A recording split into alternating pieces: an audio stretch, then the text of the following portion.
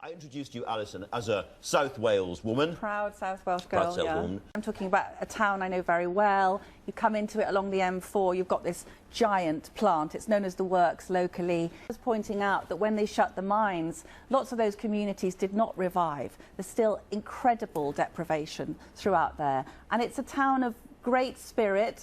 Paul and I were laughing earlier because they have produced Rob Brydon, Sir Anthony Hopkins, Richard Burton, Stanley Baker. So it's basically Eton. You know, Eton's got Tom Hiddleston, Damien Lewis, but Port Talbot has got these wonderful people. It's a place of great spirit, but they will kill it. And I feel so strongly that they do. South Wales does not need another kicking. There's going to be immense hardship and suffering. I think people from the southeast, if they went for a day trip there, would not believe the poverty.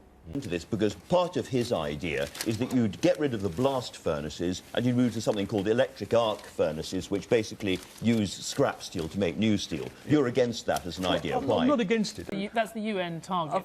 We're one of the few countries that we've actually met it. We are, and I think there's this sort of sense that to appear virtuous and to sort of detoxify the Tory brand, that they were going to go big on foreign aid. But the Mail on Sunday is on its high horse and has got a very good campaign going. They've got a petition which has got more than 150,000 signatures of our own people. Okay. What are we doing? And there's a very... And just before we leave the Mail...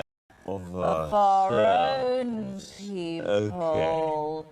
What are we doing? And there's a very... And just before we leave the Mail... I'm a signed-up Brexiter and I object to being described as older. I mean, you know, the sensible middle-aged who have had a chance to live... I should say that my son, who's 16, wants to stay because he sees all the benefits of being able to go and work in Paris or Berlin or whatever. He's going to live with more of the consequences, I'm sorry to say, than you are. Well, I think we are living with the consequences, and I am for Brexit on the grounds of the fact we cannot take care of our own people. There's a wonderful bit of archive which we have. I'm trying to see what news, which in the Mail on Sunday. In the Mail on Sunday.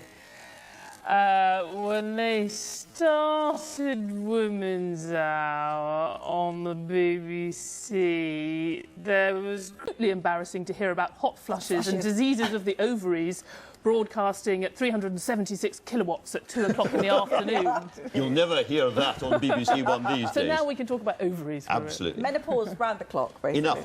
I'm having a hot flush. Very, very thought. Thank you all very much. Great paper review. And to the weather now then.